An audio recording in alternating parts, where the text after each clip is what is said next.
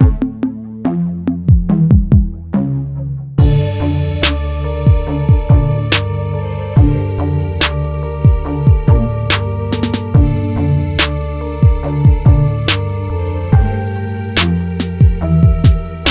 everybody, I'm Two-Tone the Artist. And I'm Mitch the Peach. Welcome back to the Hills Are Silent podcast, where we chop it up about the games of yesterday, today, and tomorrow. Come on, y'all, let's get into it. What is going on, Mitch? What have you been playing as of late?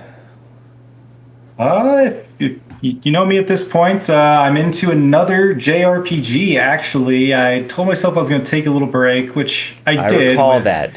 That was not much of a break. Not much of a break at all. I played High on Life in between, which was only about an 8 to 9 hour game, and then I just really wanted to play this Chained Echoes game, which is also on Game Pass. Just came out recently on there, and it caught my eye. It's developed by a German developer named, I hope I say his name, is Matthias Linde. I think it was just by him. It took him, I'm sure he had some help, obviously, but took him since, I think, 2016 is when he started working on it, which is, quite a while to put that game together. But it's basically a JRPG. While he's a German developer, it's a JRPG, okay, 16-bit style visuals. He even states it himself, from what I've read, that it's inspired by like Chrono Trigger. It's inspired by some of those old, pixel Final Fantasy games. So it's definitely a JRPG. Yeah. And go ahead. I was gonna say, I'm looking at the footage now. Yeah, I wonder if it was just him that made it, because there have been games released that were done by just a single developer.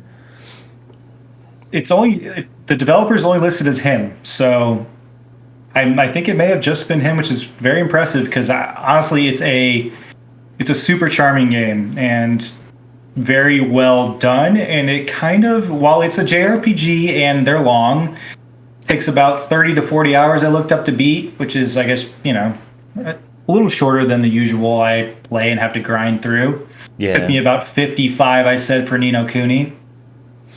But this one, they do something like a little bit different with the JRPG style. They kind of don't make you feel like you have to grind necessarily, because there's no really leveling. Like, you don't level up to get stronger, I guess is the way to explain it. It's more like you progress through the story, and then you automatically get stronger as you progress through the story. So they give you these things that are just called stars, I think. They just give you stars as you progress, and you use those stars and you put them in slots. And you can either unlock new abilities, you can get more, like pluses towards stats like agility or attack or defense. You can use those stars toward passives. But essentially, as you keep playing through the game and playing through the main story, you get more stars. So it kind of, it makes it a little better that you don't have to go through and grind. You can, however, go through and grind to get, and fight monsters and whatnot, to get currency and materials, which you then can use to upgrade your weapons and those abilities that you unlock with the stars. You could make those abilities more powerful by using the currency that you get from defeating the monsters in the game, or humans, or wherever the heck you're going against.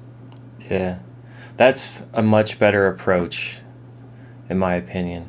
I'm not huge on grinding in games because I do way too much grinding in real life. So I don't have time for all that sometimes. I'm watching the trailer now, and one thing that stood out to me is that this game is released on a lot of platforms. I saw, it shows Switch, Xbox, PlayStation, Steam, and GOG.com, which that is awesome. I love getting my games off GOG.com because I can actually download them and own them forever. So kudos to that developer and publisher for releasing their game on that platform too. Yeah, that's awesome. And I think this game does a lot of good things well, but I think what maybe separates it from some JRPGs is that it's actually really funny. Like, I think they put a lot of like clever dialogue in there, and I want to read off a couple things that I've found when I've been playing through it. Okay, sweet. So there's whenever you defeat enemies, there's like enemies drop like and on materials that are from them. Like for instance, this bug that has boxing glove. It's like a bug that looks like it's punching you with boxing gloves. It's the weirdest thing, but it's that's random JRPG-ness. So when you go into your inventory and look at the material that monster dropped, it looks like a glove, but it's actually just the testicles of the enemy. What? Yeah, so the boxing gloves that he's punching you with are really just his testicles. Oh, ooh, what? I mean, it's 16-bit, like pixel, like you can't, it doesn't look like anything. But it's just funny that they like put that in the description. Dang. That's funny. Yeah, so that one was good, and then there was some dialogue between a couple of the main characters, which I don't know. I feel like I would never see this in a lot of JRPGs because there's one guy talking to another, and he goes, "Some men think being persistent. Some men think that by being persistent, they're proving their love to the woman, but in reality, they're just creepy."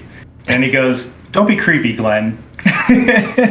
That is good advice for life. It's good advice, and it's just like I wasn't expecting it when I'm playing.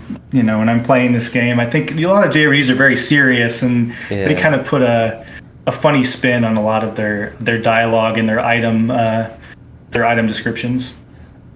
I'm definitely digging the art style too. It's very colorful, very poppy. Almost has like a old Neo Geo Metal Slug look to it. Mm-hmm. It also definitely reminds me of like Chrono Trigger, other stuff like that. So, has this developer released any games prior to this? Not that I saw. Okay. I think he'd been working on one since 2016, but I did not see anything under him. Maybe he worked on for another developer at some point. Yeah, this is all he has on Steam. Okay, interesting. Cool game. Yeah. So you said you haven't beaten it yet? No, I think I'm about 15 hours in right now, and I think I'm right at the end of Act 1. I think there's 3 acts. So I'm going to hit that 40 to 50 hours that they estimate. Okay. Which is fine. I mean, I'm enjoying it. I don't feel like the not having to grind or having the option to just keep playing through the story is kind of nice, because it almost makes me feel like I'm really just playing a more linear game than having to grind to beat bosses that I can't beat originally. But it's a lot of fun. The story's good. The writing, as I've told you, is very good. I'm excited to finish it. And I probably will keep plugging away at it. Cool. And with that, I mean, that's really all. I'm playing one other thing, but I'm going to wait to talk about that one until we get later on down in the podcast when we talk about one of our other topics. But what have you been playing lately? So, I don't know why, but I've been on a Tomb Raider kick lately.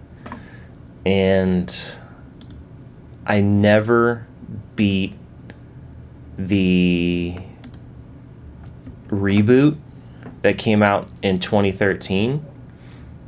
I played it back when it first came out, and then I've picked it up a few times since then, and every time I enjoyed it, but for some reason I just drifted away and ended up playing something else.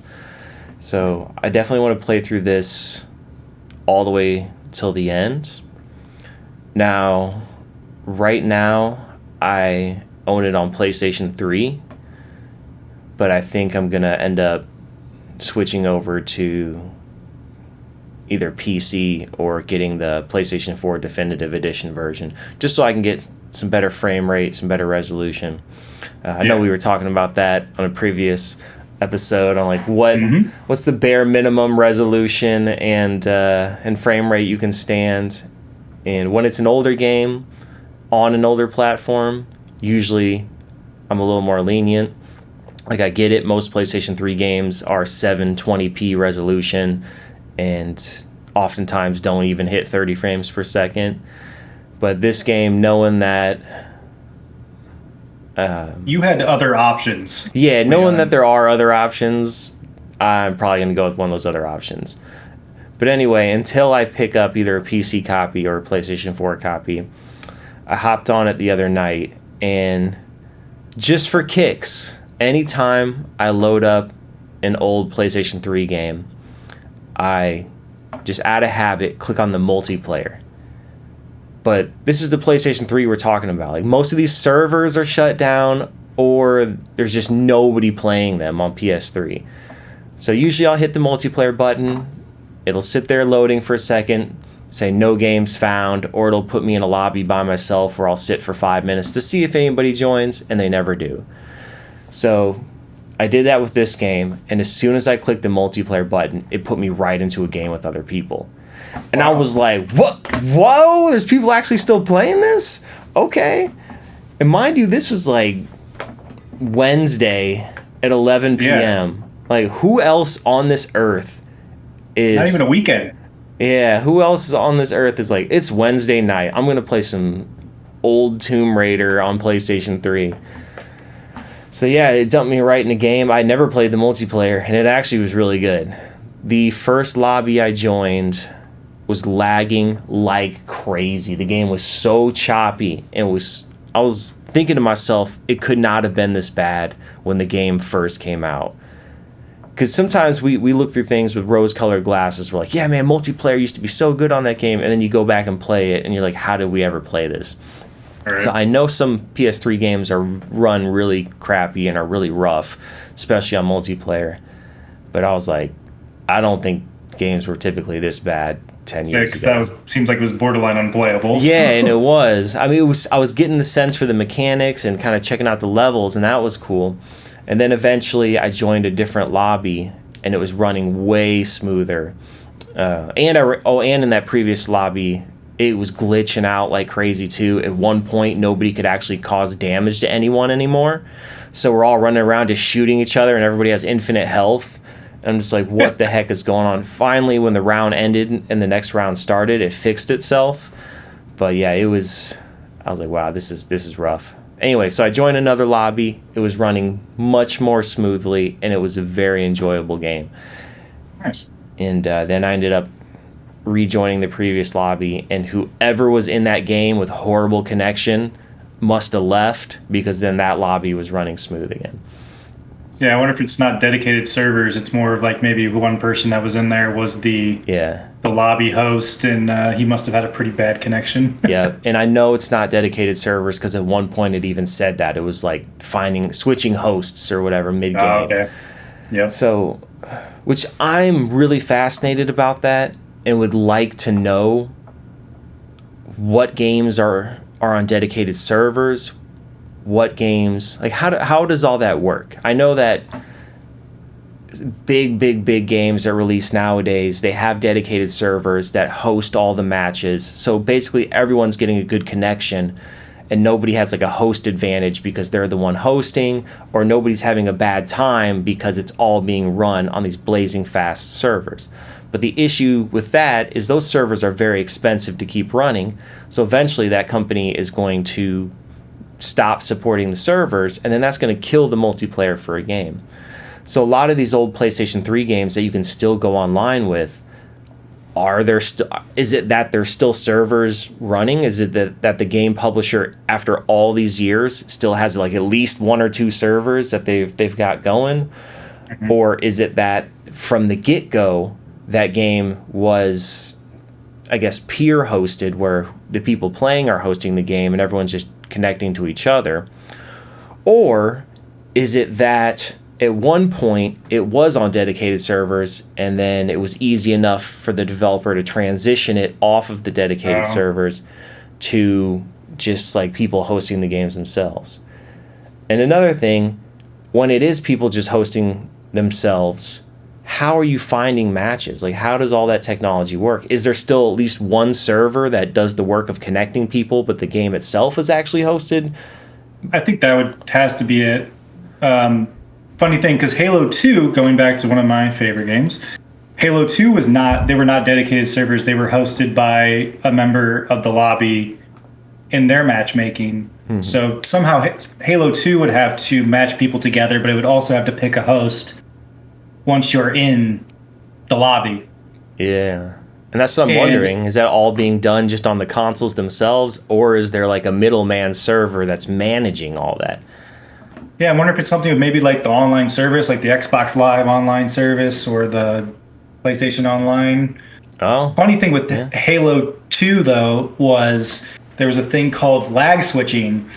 And when one person knew they were the host, because there was some, I can't remember exactly, but there was always some way that you knew that you were the host compared to the rest of the lobby. Yeah. And you could do a thing called lag switching. And it would happen to me and my friends a lot where one person would have their router next to them and they would quickly unplug their router and plug it right back in.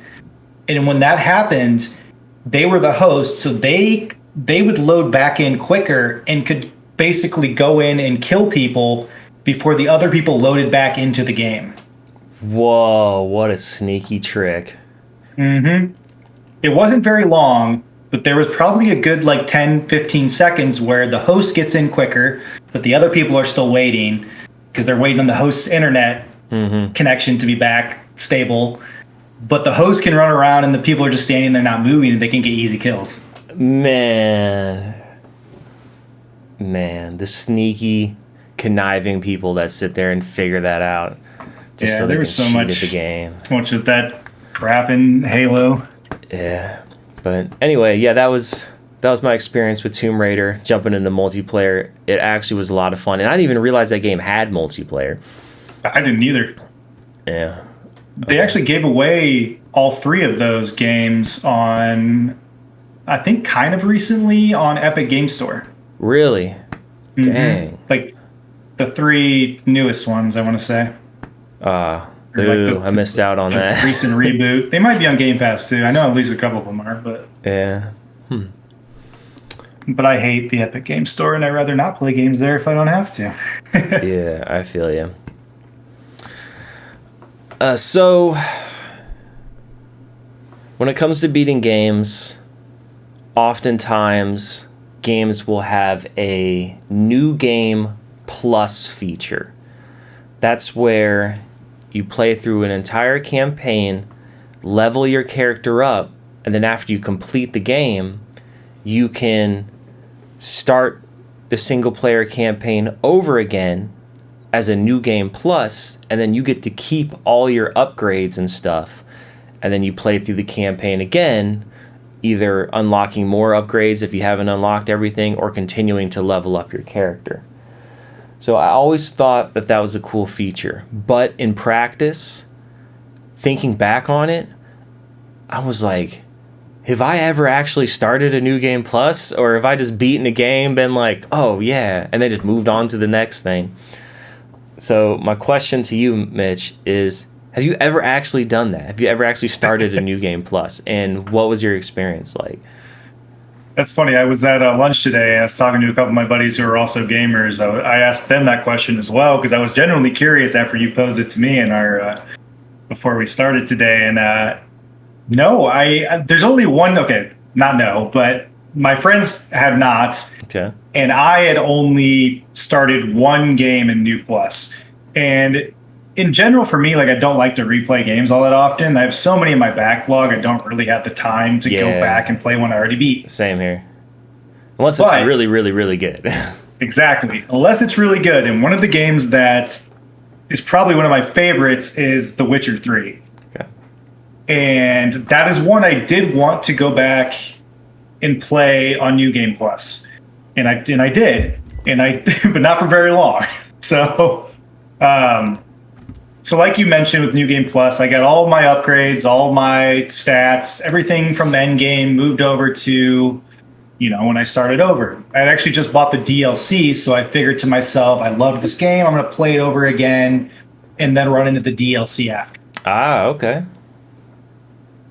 So that was kind of my thought process, because it had been a while since I'd played the base game, but DLC was on sale, and I was like, oh yeah, I'll get the DLC, I'll play it over again, go to the DLC, and that's it. Well, I started playing it over again, and then I quickly realized that the enemies were just as, I guess I thought I would be overpowered in like the beginning areas and when you start the game. I'm getting all my stats. I thought the enemies would stay at their base level of stats, but that was not the case with The Witcher 3. The enemies were stronger, and they were just as strong with me. And honestly, I was struggling to get through like the opening areas that I think were probably easier if I would have just started the game over fresh. Wow. Looking back at it, though, I guess on The Witcher 3 specifically, I don't know this is a thing with all games with New Game Plus, but the enemy scaling, I could turn that portion off so that I basically would have been the stronger force compared to them, and they wouldn't have been scaled up to where I was. Yeah, that's an interesting point, because I didn't think about that. I figured exactly what you said at the beginning, that you'd come in just like Superman. You're like, yeah, I'm level 1,000. What's up? Beginning enemies and just blow right through them. Right. But if the New Game Plus is doing enemy scaling so that they scale up to your difficulty, then yeah, that's kind of like, to me, that defeats the purpose. I'm like, man, my reward should be that I can go through this game again like as Superman after doing all that hard work and grinding. Especially with The Witcher 3, because The Witcher 3 is a very long game in general for what it is. It's a very long RPG, so like I kind of wanted it to be where I'm just one-shotting things early, and having a little more steeper competition by the end of it. But I wanted to breeze through it again because I love the game, and then I was like, I can breeze through it and then go into the DLC and then be done. Yeah, well, I do like that they give you the option to disable that, as you found out later on. So I guess that's cool. I guess if all games that have New Game Pluses can either give you the option, hey, do you want these enemies to scale? Do you want it to be a challenge all over again? Or do you want to just start the game over exactly as it was, but you still got all your stuff and all your stats and all your gear, your level ups and all that? Right. Yeah, I like having the option, no doubt. All right, so you said none of your friends had started a New Game Plus that you asked today. No, a lot of them would, if they play a single player game, it's not as often as we play them. So if they play one, they're just going to go and beat it once and then be done with it. So it must be at least a somewhat popular thing, because if they wouldn't have introduced it and keep putting it in the game otherwise. Yeah, it's in a lot of games. Mm-hmm. So even though you've only done that with The Witcher 3, what would be another game that you would want to start a New Game Plus on? So I did think about this, and not something we've talked about yet, but a lot of the Yakuza games, while they have a feature of New Game Plus, it's not really your standard New Game Plus of starting all the way over.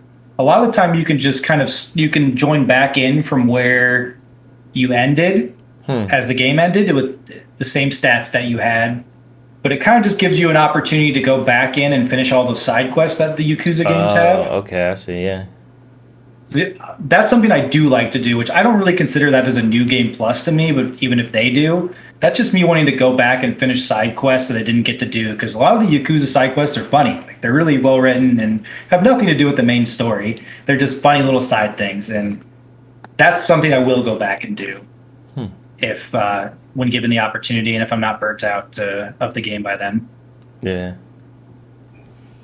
What about you? Is there any? You said you hadn't played any New Game Plus, but is there anything that you think you would? No, and really I hadn't even thought about that question.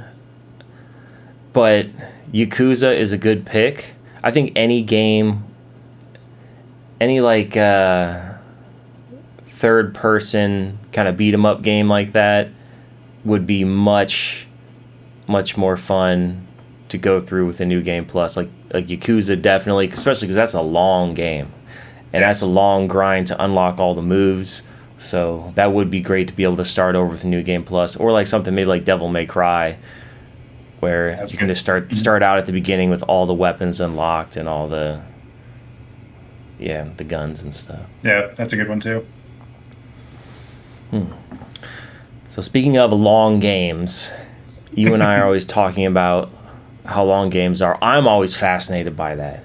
As soon as I start a game, one of the first things I do is look up, okay, am I going to actually be able to beat this? Right. Or am I going to get burnt out and move on to something else? So like what I guess the question would be, what is that sweet spot, and is it genre specific? We know right now JRPGs are typically longer games, and open world adventure games are typically longer. Even though that's the way it is now, should it be that way? So what is your sweet spot? Do you even care? Do you just zone out and play a game all the way to the end regardless? Is there a point where a game you start getting like fatigued on a game regardless of what it is? There definitely is times where I'm fatigued on the game. I'm also someone, when I start a game, I want to finish it. It really takes a lot for me to get halfway through a game and put it down and never go back to it. That it hurts me inside that I didn't finish it. So I think it really depends on how I feel about the game specifically. Like The Witcher 3 is a really long game. It's a really long open world adventure, kind of like you said. But I thoroughly enjoyed the entire experience, and I never really got tired of it. I can't remember how many hours it was, but it's probably around 30 to 40 hours, maybe. And I think for an open world adventure, maybe 30 to 40 hours, like you said, genre specific, open world adventure, 30 to 40 hours, I think is okay. But I think they should give people the option, especially with open world adventures.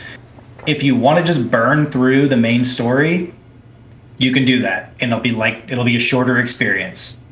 But if you want to go and be a completionist and do a bunch of other stuff, it's completely optional. Because I know some people just want to burn through the main story because it's a great story, and then they want to move on to something else, and they don't really want to go do the side stuff. I think that's I guess for me, very genre specific. I can play through a long JRPG. I can play up to 50 to 60 hours and I'll do it. But a lot of them I've been playing lately I really like, and it's okay. Linear stories, linear shooters and whatnot that aren't super story. Their writing isn't as great, but like it's supposed to be really on the gameplay. I think 8 to 10 hours is a good sweet spot for me there. What do you think?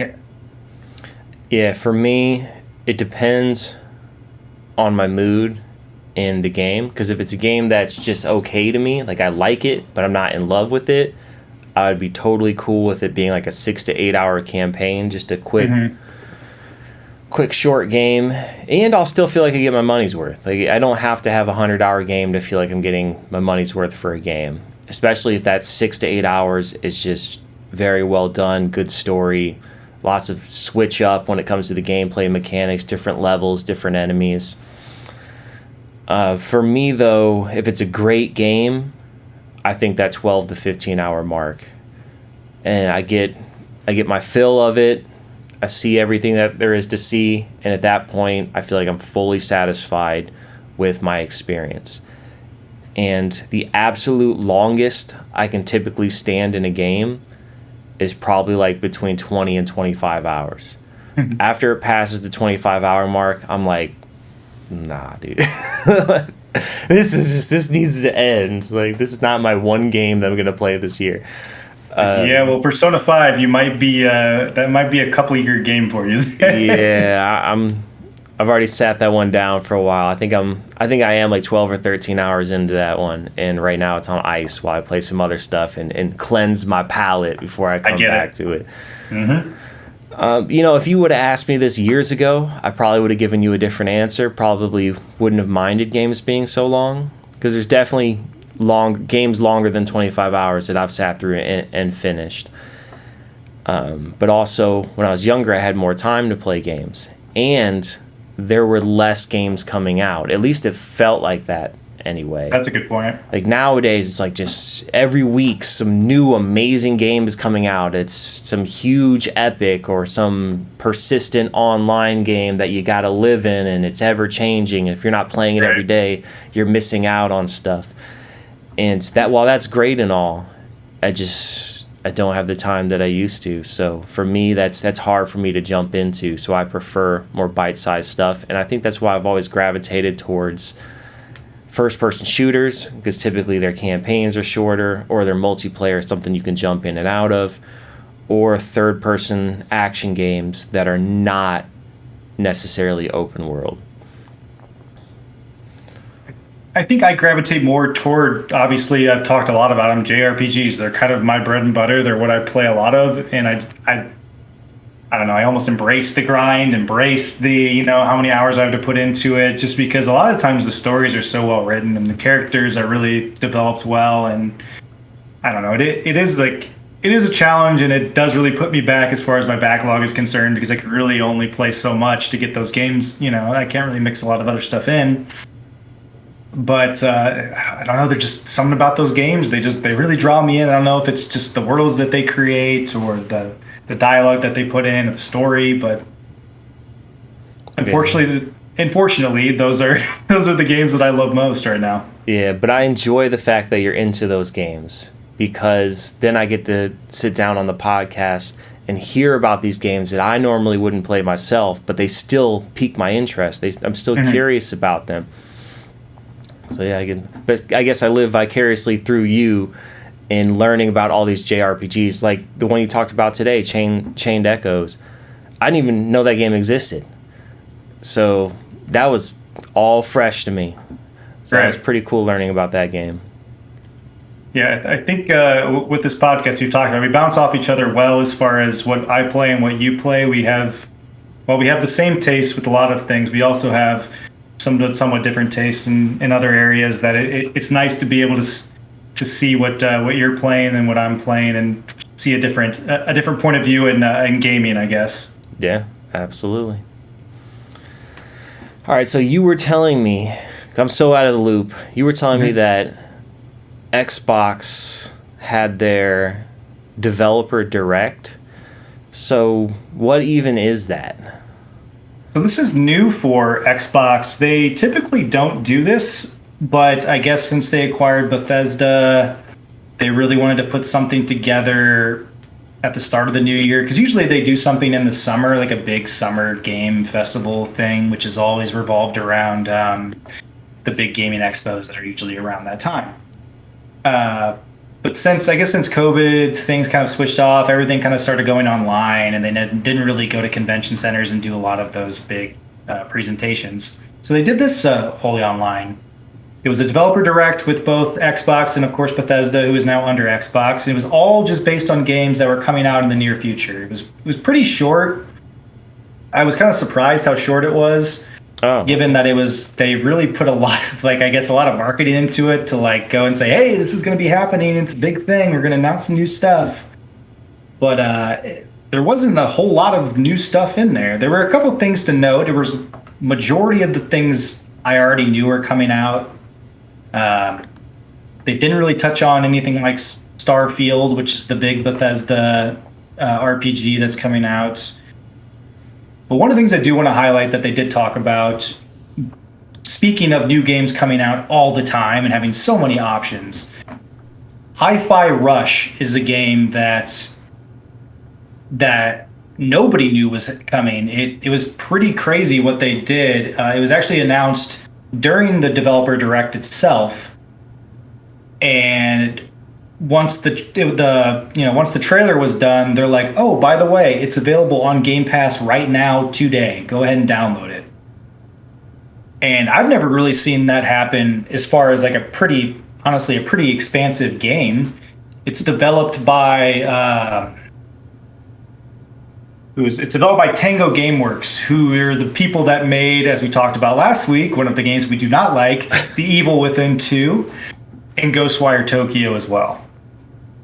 So I thought it was pretty funny once I saw that. I was like, oh, wow, we actually just talked about this developer, and then they released this game, which is actually a rhythm action game, not in the horror genre at all, and just very different from what they've been releasing lately. They just said in the ad, they just said from the makers of The Evil Within, and then in parentheses it said seriously, and then it said, and from the creators of The Evil Within 2, and then it said obviously. So that's a little nod to, yeah, it's weird that they're coming out with this completely different genre game. And I will say I actually did play some of it because I wanted to see what was up. It was, the marketing I think was actually pretty genius for them, just to say, hey, here's a trailer. Oh wait, it's out now. Go ahead and play it. It really sold me. I honestly just played it because I wanted to talk about it on the podcast.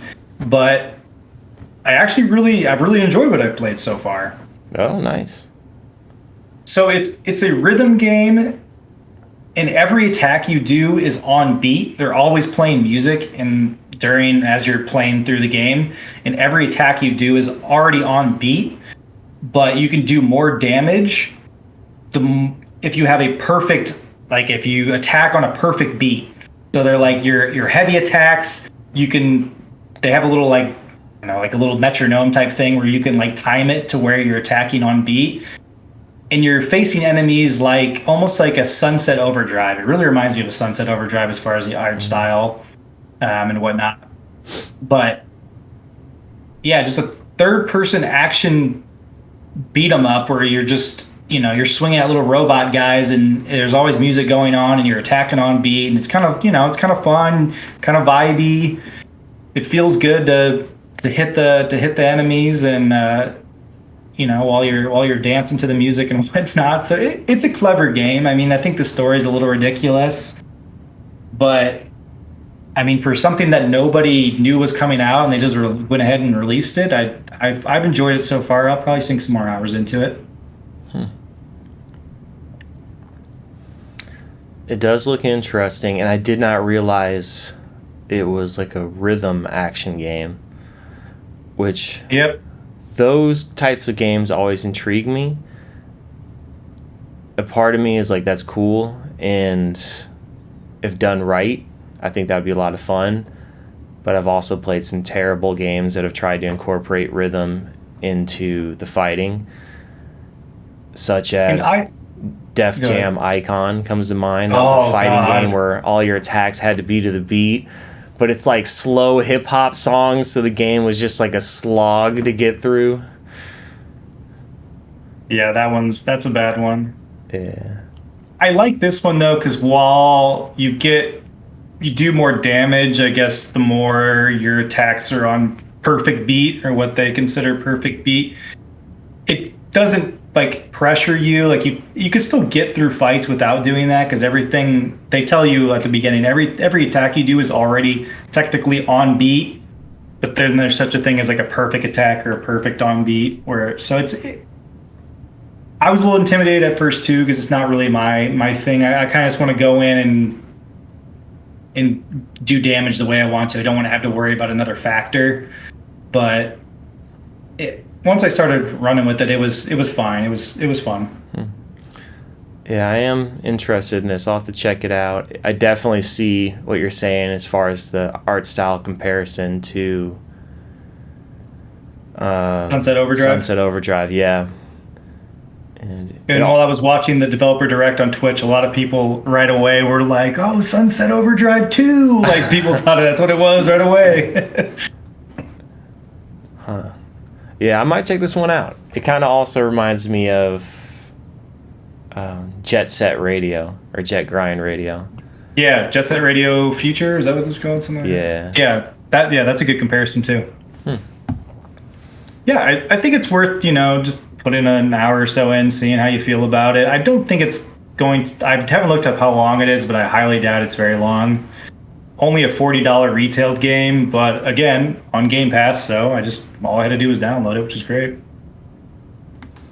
Nice. But there was one other game that I want to highlight from that developer direct, and one I really want us to play together once it comes out, because I think you'll really like it, and it kind of goes into what we really missed with Left 4 Dead. And the game is called Redfall. And Redfall is what they deem it. It's an open world first person vampire / human shooter, which you can play both either single player by yourself or cooperative with a team up to 4 players. Oh, hell yeah. You've already piqued my interest. So I compare it to Left 4 Dead because it has that feel where you pick between 4 characters, and each character has their own backstory and whatnot, same as Left 4 Dead. But it's a little bit different. You fight enemies, like you fight humans, vampires, hordes of them, whatever. But how it feels different is each of those four characters that you have their own special abilities, which is something a little different from Left 4 Dead, but kind of maybe reminds me of a Borderlands type feel too. So yeah, each character has their own special abilities. I was watching the trailer, the gameplay trailer that they showed, and one guy had like could go into stealth, and he could go around and like dodge the major vampire or whatnot. Or another guy could throw out this like dummy that made a bunch of noise that everything would swarm to it, so he could sneak around them while everything was like had their attention on the dummy making noise. Others have magical powers where they're, I don't know, there's some wild stuff in it. It looks beautiful and the gunplay looks fun. And another one that it's going to be a Game Pass day one because it's under Bethesda. Even better. Yes. Yeah. Exactly. But yeah, they hadn't shown much gameplay wise, so people were kind of concerned about it because it was a really cool idea, like vampire first person shooter. Hell yeah, I'm in. But this developer direct, they really highlighted a lot of the gameplay. There's a ton of gameplay in the video, which was awesome. Okay. Yeah, I'm checking out the trailer right now, and it's kind of a mix. There's a lot of just shots showing the environments and the characters. And it's only really now getting into the gameplay. Oh, nice. They got a stake on the end of their shotgun for the vampires. Yeah, this could be pretty good.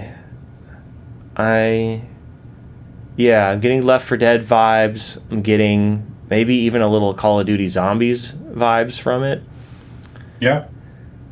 The environments look really good. And it's dark. And that kind of adds to the creepy atmosphere. The enemies, a lot of the special vampires, they kind of look, they have some decent gimmicks to them from what I saw. Yeah, the enemies they've shown so far are not like horrifying looking or anything, but it looks like they're, as far as the people and the enemies are concerned, they're going for kind of a cartoony art style for the characters.